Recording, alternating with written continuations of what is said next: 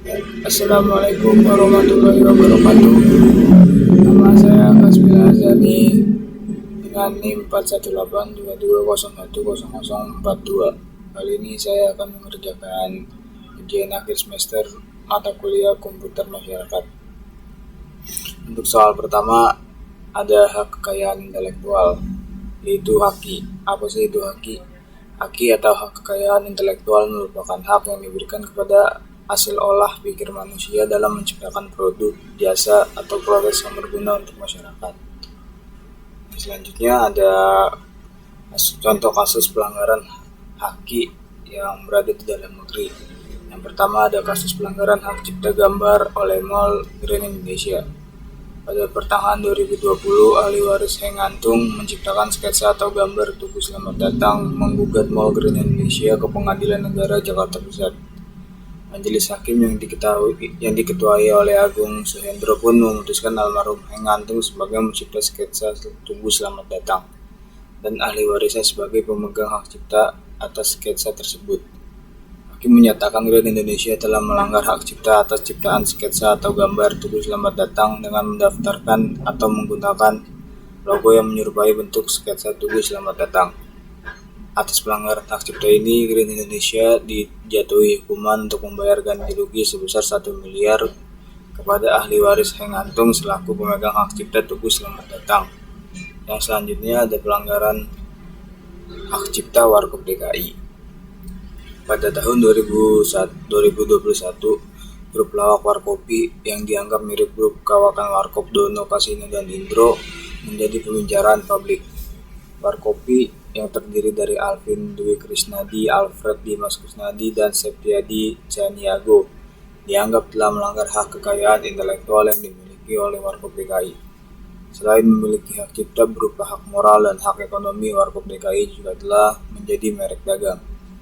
Direktur Jenderal Kekayaan Intelektual pun menyatakan Warkopi melanggar hak cipta yang dimiliki lembaga Warkop DKI selaku pemegang hak eksklusif yang sah atas merek dan nama Warkop DKI. Namun permasalahan ini telah diselesaikan secara damai dan kekeluargaan. Yang selanjutnya ada kasus Prayoga dan Brahmana. Prayoga adalah seorang desainer yang telah berkuliah di Institut Teknologi Bandung Fakultas Desain Komunikasi Visual dan menjadi anggota Asosiasi Desain Grafis Indonesia (ADGI). Prayoga memasarkan karya-karya jasa membuat karya desain grafisnya melalui dunia maya atau internet, salah satunya melalui website. Pada tanggal 29 Agustus 2008, Prayoga mendapatkan laporan dari ADGI bahwa karya desain grafisnya digunakan seseorang dalam blog website dan diakui sebagai ciptaan dari seseorang warga negara India yang beridentitas Brahmana Karya. Desain grafis tersebut didapatkan dengan cara didownload dari website tersebut tanpa izin dari Prayoga. Yang selanjutnya ada dari luar negeri, yaitu Oasis. Oasis menuntut ratusan situs internet yang tidak resmi yang telah memuat foto-foto, lagu-lagu beserta lirik dan video klipnya. Alasan yang digunakan oleh grup musik tersebut dapat menimbulkan peluang terjadinya pembuatan poster atau CD yang dilakukan pihak lain tanpa izin. Para pembuat situs internet seharusnya sebelumnya menampilkan foto, lagu, dan lirik video meminta izin dari pihak terkait atau band Oasis. Jika tidak meminta izin, termasuk pelanggaran hak cipta. Yang selanjutnya di Australia, di mana AMCOS, The Australian Mechanical Copyright Owner Society, dan AMPAL, The Australian Music Publisher Association Ltd, telah menghentikan pelanggaran hak cipta di internet yang dilakukan oleh mahasiswa di Monash University. Pelanggaran tersebut terjadi karena para mahasiswa dengan tanpa izin membuat sebuah situs internet yang berisikan lagu-lagu top 40 yang populer sejak tahun 1989. Dalam hak kekayaan intelektual, suatu pengantar Lightsey TKK mengkomentar, setidaknya mahasiswa untuk membuat situs internet sebelum membuat situs harus meminta izin pihak terkait yang akan ditampilkan di internet untuk menghindari penuntutan pelanggaran hak cipta. Yang selanjutnya ada Victor Wilhelm vs Warner Bros. Masalah tato di Wang over 2. Siapa sangka tato tribal di wajah petinju asal Amerika Serikat Mike Tyson bisa jadi biang kerok dari sengketa antara Warner Bros. Dan X Pictures.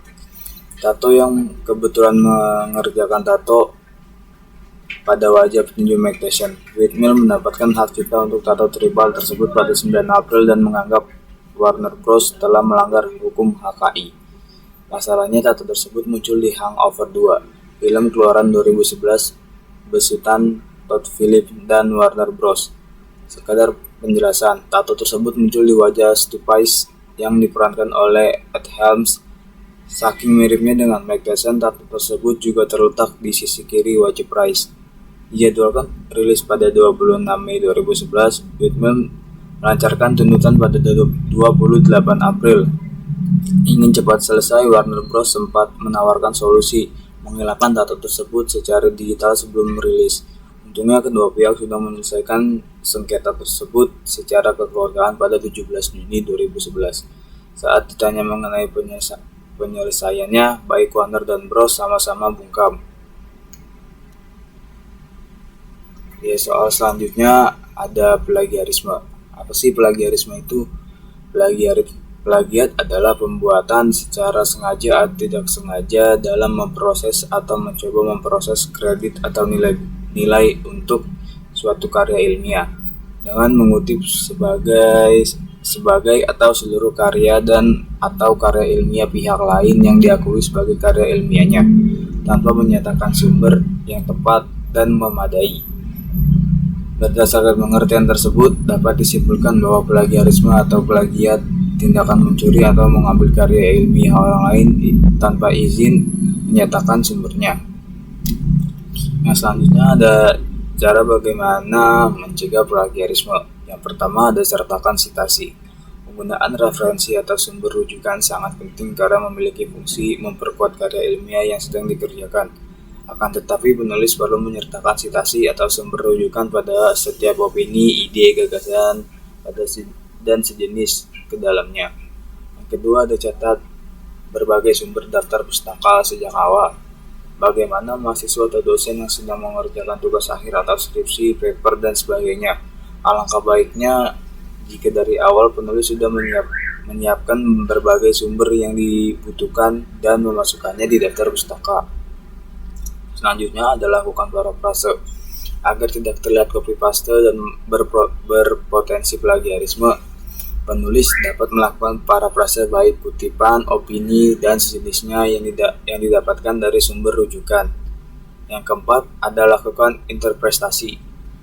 Agar gagasan yang disampaikan kuat, terkadang penulis perlu melakukan interpretasi sumber rujukan lain sebagai bahan pembanding atau dipinjam. Sederhananya, jika penulis pro pada gagasan, maka harus dihadirkan kontra dari gagasan tersebut. Yang selanjutnya ada gunakan aplikasi anti plagiarisme. Setelah karya ilmiah atau buku selesai, kita perlu memastikan agar tulisan kita terbebas dari plagiarisme. Banyak aplikasi uji plagiarisme online yang dapat kita gunakan. Aksesnya pun secara gratis ataupun berbayar. Dengan memanfaatkan fasilitas uji plagiarisme yang tersedia di kampus masing-masing. Yang selanjutnya ada beberapa contoh kasus plagiarisme. Yang pertama ada dari Chairil Anwar. Penyair Chairil Anwar pernah dituduh menjiplak karya tulis Tak Tanggung-Tanggung yang menuduh Hans Bakyu Jessin melalui tulisannya di Mimbar Indonesia berjudul Karya Asli, Saduran, dan plagiat membahas puisi Karawang Bekasi. Kritikus sastra yang juga bergelar Paus Sastra Indonesia itu membandingkan puisi Chairil dengan The Dead Young Soldier karya Archibald Marcellus, penyair Amerika Serikat. Jessin tidak menyalahkan Chairil. Menurut dia, meskipun mirip, tetap ada rasa Chairil di dalamnya. Sedangkan sajak Marcellus, menurut Jessin, hanyalah katalisator pencipta. Namun tanggapan Chairil bisa berbeda, apalagi Jessin menyebut tindakan Chairil meniru sejak Marcellus karena butuh uang untuk biaya berobat ke dokter. Ketegangan mereka sempat memuncak pada suatu acara di Gedung Kesenian Jakarta. Chairil dan Jessin sempat berkelahi. Yang kedua ada Yahya Muhaimin pada tahun 1992.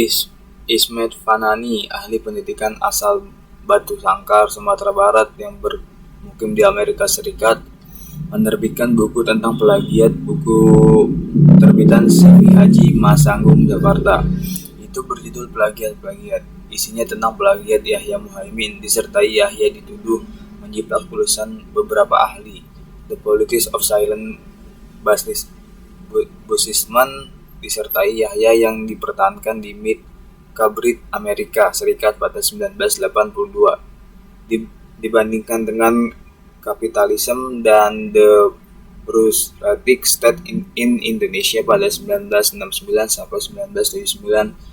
Judul asli tesis Robinson di Universitas Sydney pada 1977.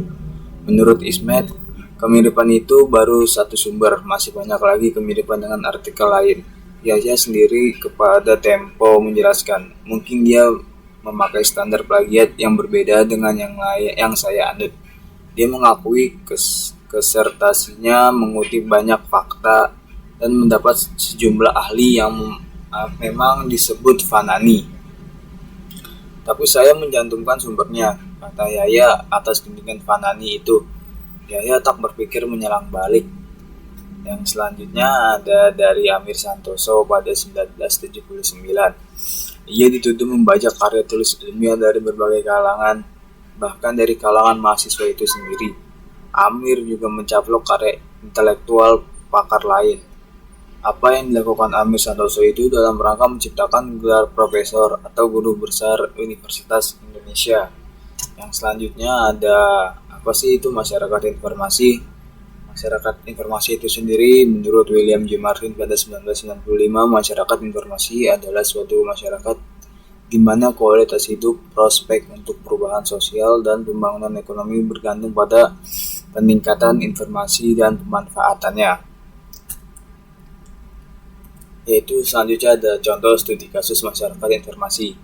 Studi kasusnya saya ambil yaitu kasus tentang peran media sosial dalam membentuk persepsi masyarakat terhadap isu-isu sosial. Kita akan melihat bagaimana media sosial dapat mempengaruhi opini publik, memicu gerakan sosial, membentuk narasi yang dapat mempengaruhi kebijakan publik. Yang pertama ada gerakan MeToo. Pada tahun 2017, gerakan MeToo meledak di media sosial setelah sejumlah wanita melaporkan pelecehan seksual yang dialami oleh tokoh-tokoh terkenal. Melalui media sosial, para korban berbagi pengalaman mereka dan menciptakan solidaritas di antara mereka. Kampanye ini memicu perubahan besar dalam kesadaran masyarakat tentang pelecehan seksual dan menuntut akuntabilitas bagi para pelaku. Media sosial menjadi platform utama di media cerita korban diperdengarkan, mempengaruhi persepsi masyarakat, dan memicu tindakan nyata. Yang selanjutnya ada penyebaran berita palsu. Media sosial juga memiliki peran yang signifikan dalam penyebaran berita palsu atau hoaks. Studi kasus ini dapat memfokuskan pada peran media sosial dalam menyebarkan informasi yang tidak akurat dan nampaknya terhadap masyarakat. Kita dapat melihat bagaimana berita palsu yang viral di media sosial dapat mempengaruhi opini publik, memicu konflik, atau mempengaruhi proses demokrasi. Yang selanjutnya ada aktivisme sosial. Studi kasus ini dapat memfokuskan pada peran media sosial dalam memfasilitasi aktivisme sosial dan perubahan sosial. Misalnya bagaimana gerakan seperti Arab Spring di Timur Tengah menggunakan media sosial untuk merorganisir protes, berbagi informasi, dan menggalang dukungan internasional. Studi kasus ini akan membahas bagaimana media sosial dapat memperdayakan individu dan kelompok dalam memobilitas massa, mempengaruhi perubahan politik, dan mengatasi tantangan sosial.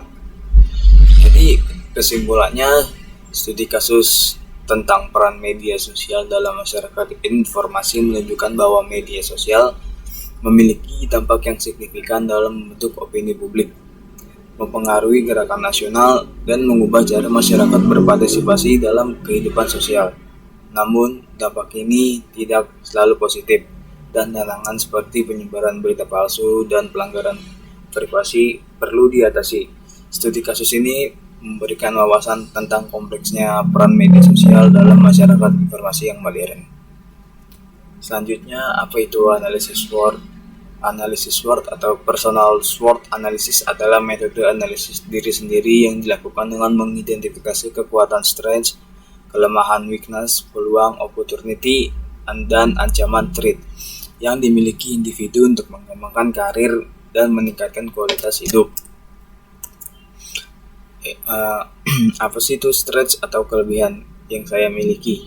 Yaitu kelebihan saya itu seperti mampu dengan cepat berbaur atau beradaptasi di lingkungan yang baru, dan itu menurut saya mampu menjadikan saya kekuatan. Yang selanjutnya ada kelemahan atau weakness, mampu membantu teman-teman saya dalam menyelesaikan masalah mereka dan menghibur mereka, tapi tidak dengan menyelesaikan masalah saya sendiri. Yang selanjutnya opportunity atau peluang, saya rasa saya mampu bekerja di tempat yang lebih mementingkan kebersamaan atau kerja sama tim. Yang selanjutnya ada threat, tantangan atau ancaman. Tantangan bagi saya yaitu harus mampu menyelesaikan masalah saya sendiri dan harus mendapat support dari orang-orang yang terdekat. Yang soal selanjutnya ada pengabdian masyarakat. Jadi pengabdian masyarakat saya ini untuk kelompok saya penggunaan aplikasi Gojek dalam pengembangan UMKM. Judul tersebut kami buat karena kami melihat penjualan melalui online kian marak. Maka dari itu saya dan teman-teman saya merasa UMKM yang belum menggunakan media online akan tertinggal dengan para UMKM yang sudah memakai media online.